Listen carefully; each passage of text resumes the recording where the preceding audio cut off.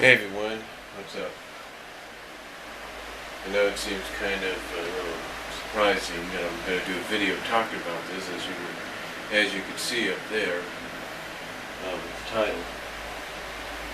But basically, one thing a lot of people have been talking about or asking is why do characters, not characters, but why do certain writers of certain shows and all that, or certain comics, basically why do new writers / old writers cause characters to go OOC?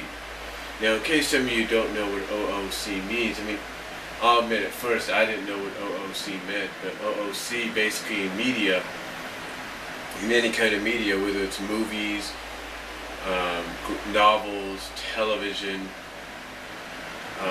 franchises, media franchises, comics specifically at times, OOC basically means out of character. And one common complaint that a lot of fans have had lately over the past decade or so is that when certain franchises certain media franchises, whether they're games or original ideas or franchises that have been around for a long time, one of the complaints a lot of fans have had is why do the new writers that bring them back or make them a part of this revamped, sort of rebooted portion of the franchise, one of the questions everybody always has is why do these writers cause them to go out of character? For example, a big example, if you will, is the new Scooby-Doo Mystery Incorporated. Now, even though this is obviously a show that's very popular, but it also has it's very popular, but also has a very mixed reaction at times too.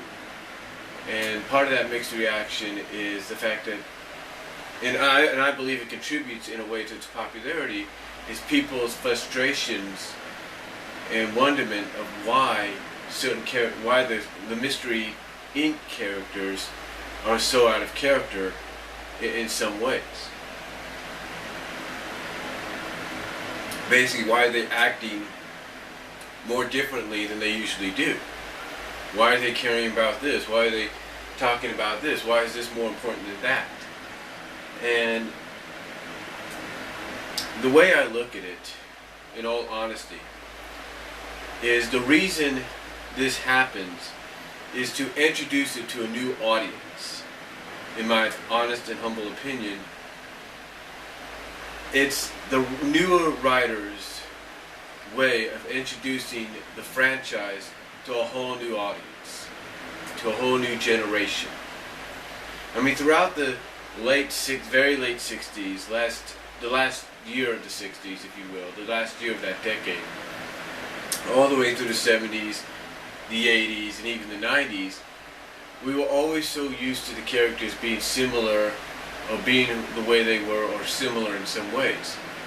Back in the 90s, late 90s that is, when they brought out the direct-to-video movies, and then from that spawned the What's New Scooby-Doo show, as well as the Scooby-Doo movies, live action, if you will. In some way or another, there was always a bit of that original personality, the original characteristics. Basically, what made us as fans of the Scooby-Doo franchise fall in love with it in the first place, and with its characters, which basically goes back now to why a lot of fans have a very popular but very mixed reaction to the characters being written in some in some people's, well, not some, but most fans. I guess you could say a 50-50 kind of deal. Half of the fan base, or half of the fan base's opinion, so out of character.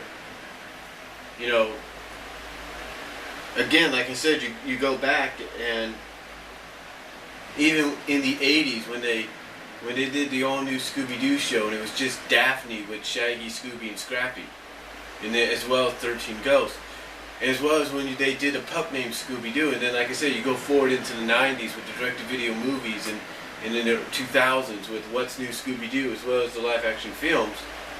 and even the direct-to-television DVD live-action prequels, if you will, there was still always a bit of the original personality and characteristics of the characters that caused a lot of fans, even myself, to fall in love with the franchise. Which again, kind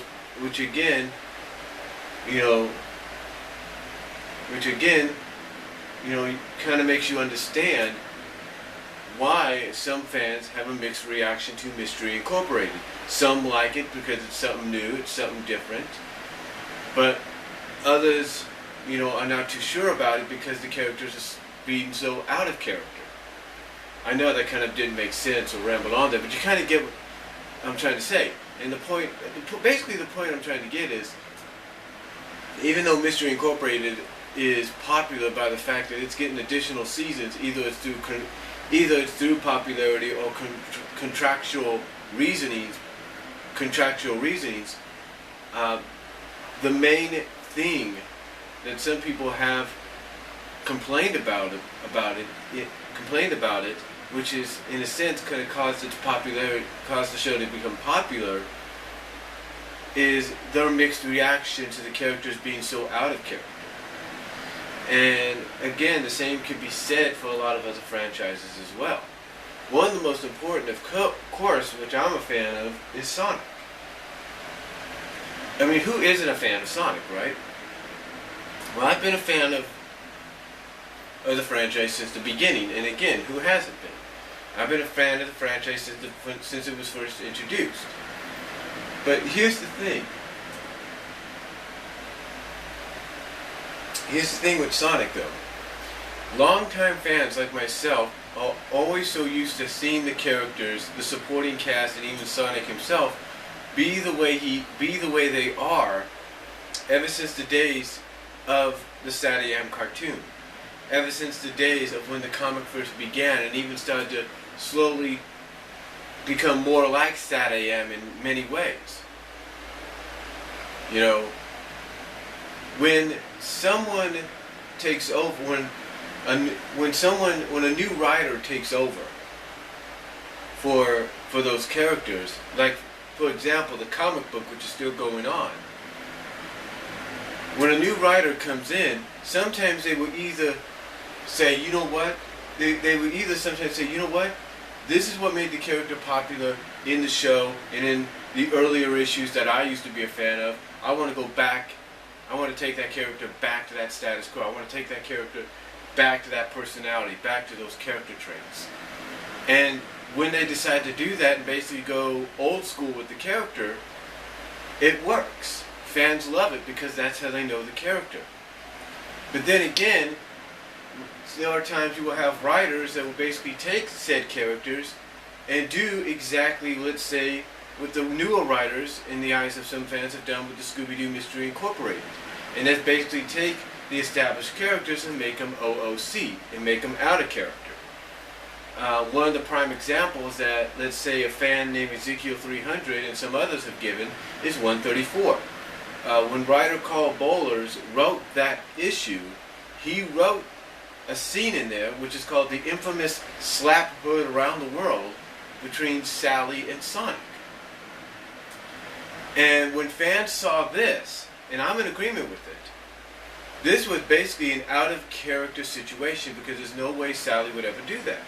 Sally is basically the character that we've come to know and be established with that would accept Sonic's reasoning as to why he can't stay with her while her family at that time went on a world tour, a world diplomatic tour or something like that.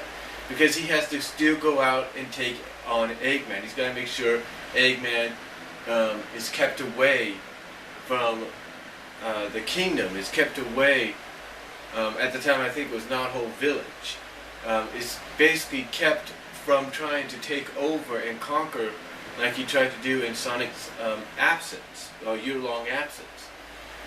And, that is the kind of Sally, and that would be the kind of Sally, and what I'm trying to say is, Sally would be the kind of, Sally's character the way we knew her before this issue, it would be like, you know what, you're right. You need to go do your job. I'll stay here and do mine, and we'll wait until until my folks get back. Then we can try. That's the way it is. That's how fans looked at Sally, as someone that's more understanding, instead of doing BAM! Right across the face. Doesn't make sense. Totally out of character. But, believe it or not, there are some that kind of support the theory. Even I supported the theory. And the theory was the fact that she was so traumatized by her fiance, yes, that's right, her fiance, her just engaged fiance, supposedly dying and sacrificing himself and being literally dead, and literally being thought by her and just about anybody, and just about anybody else as being dead for almost a whole year before coming back. From an understanding perspective, yeah, it would kind of traumatize someone to think, someone like Sally to think, the person you love, the person you're engaged to is dead, and all of a sudden you see that he's not. And it would kind of traumatize people to see them getting injured, to see them, instead of being there in battle with them, to see them far away on the screen nearly getting injured and going through a similar situation. So it would be traumatic for anybody in fiction or real life, to kind of act out the way they do, or act out the way she did. People do argue that point. And in a way it does kind of make sense, but it does make sense, but more so, the more I thought about it over the years, it's like, you know what, Sally's the kind of person that's like, would come out and tell Sonic, or kind of sit down and ask Sonic, how? Why? How did you survive? How did you survive that explosion? What happened? She wouldn't, be like, lying to him, saying, oh yeah, I knew you'd come back to me eventually. I knew this and I knew that. She wouldn't be lying straight to his face. And she wouldn't be doing what she did in 134. And that, again, goes back to the fact that there are certain writers, just like with Scooby-Doo Mystery Incorporated and some other shows, that will write characters out of character. And even Ken Penders got accused of that. Ken Penders has been accused by several people, like Ezekiel 300 and many others, for writing Sonic out of character, for writing other characters out of character, not just Sonic and Sally, but Rotor and Bunny and Antoine and Tails. He's been accused of that. And you know what? Ken Penders isn't the only one. The current writer right now, Ian Flynn, has been accused of it. Ian Flynn has been accused of writing Tails out of character, Amy Rose out of character, Sonic out of character, Sally, Bunny, Rotor, Antoine, Jeffrey St. John, Eggman, Rouge, Knuckles, the Chaotix, Julie Sue, and the list goes on of characters that Ian Flynn has been accused of writing out of character. Like with let's see, what was it? I think it was like 178, 179. You had the confrontation between Sonic and Tails. And basically a lot of people looked at that like that wasn't really necessary. But they can kind of understand, Tails being at the age but they can understand from a realistic standpoint, Tails being at the age he is, kind of finally letting all this anger and frustration build up in him come out that he's had towards Sonic just come out, and then explaining that basically saying that the reason this is all coming out is because of Sonic's situation with Fiona, which again is another character many fans have accused Ian Flynn of writing out of character. Because to them, it doesn't make sense why you would suddenly take someone like Fiona, who's being firmly established as a freedom fighter, as a main freedom fighting character, or a main contributor, a main part, a main team member of the freedom fighters, and just suddenly just turn her back. It just doesn't make sense to them. Why you would suddenly do that, suddenly turn her out of character. Make her out of character, and basically have her go out of character and do that, Even though some have said that actually has made it more popular now and made it more interesting. Again, Ian Flynn, again, just like with Ken and Carl, and even the writers of, let's say, Scooby-Doo, Ian Flynn has also been accused of this. But again, it all goes back to what I said about with the writers of the Scooby-Doo Mystery Incorporated. They're doing this in their minds to introduce the new audience to the product, to the franchise.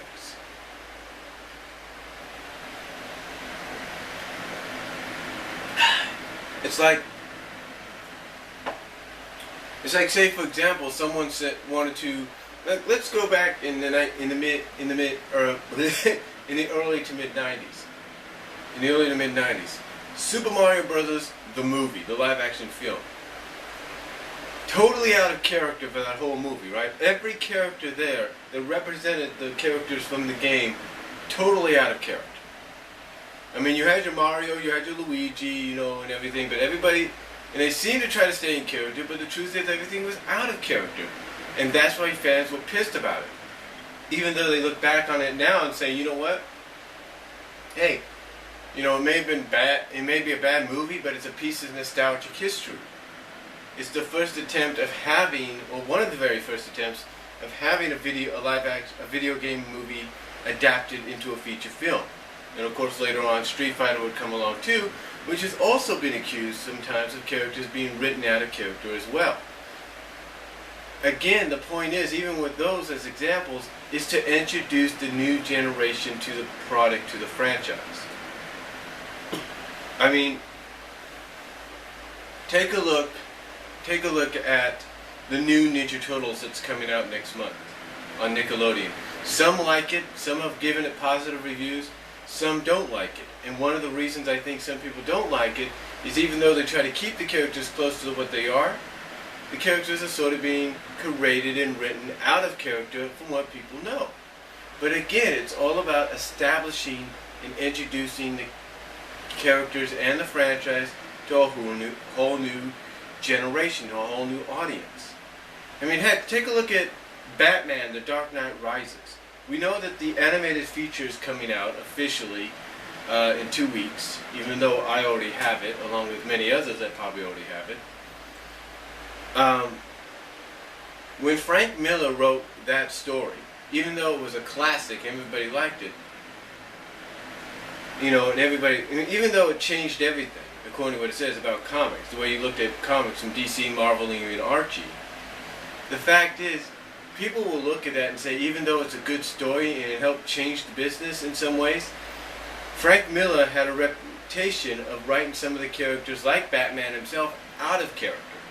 Just like he would do with his stories later on. His adaptations of other characters later on, like Batman and Superman, he would write them out of character.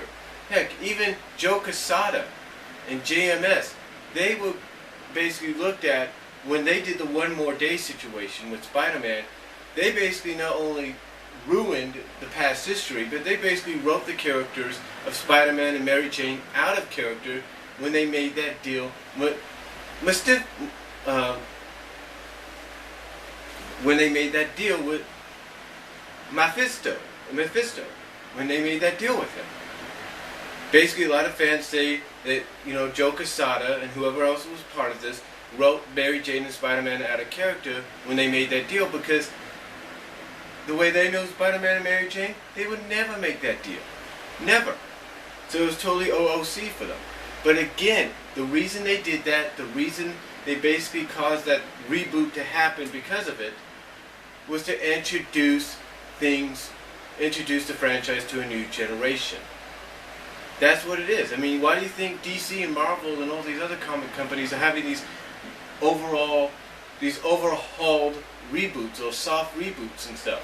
To introduce, to introduce the characters in the franchise to a whole new generation. Even if it means, with these reboots, writing characters that you're used to seeing a certain way, writing them a different way, and basically writing them out of character. Again, it goes back to establishing it for a new generation. Even if we, the longtime fans, don't like it, it's basically about introducing it to a new generation. And that's why writers, old and new writers, write characters, write characters OOC. Basically write characters as OOC, as out of character, to introduce the product and the characters to a whole new generation of nation and a whole new audience. That's why they do it. That's why they do it. So, in my humble opinion. But that's all I have to say about it. Comment down below. Tell me what you guys think. Do you agree with what I said? And I'll talk to you all later.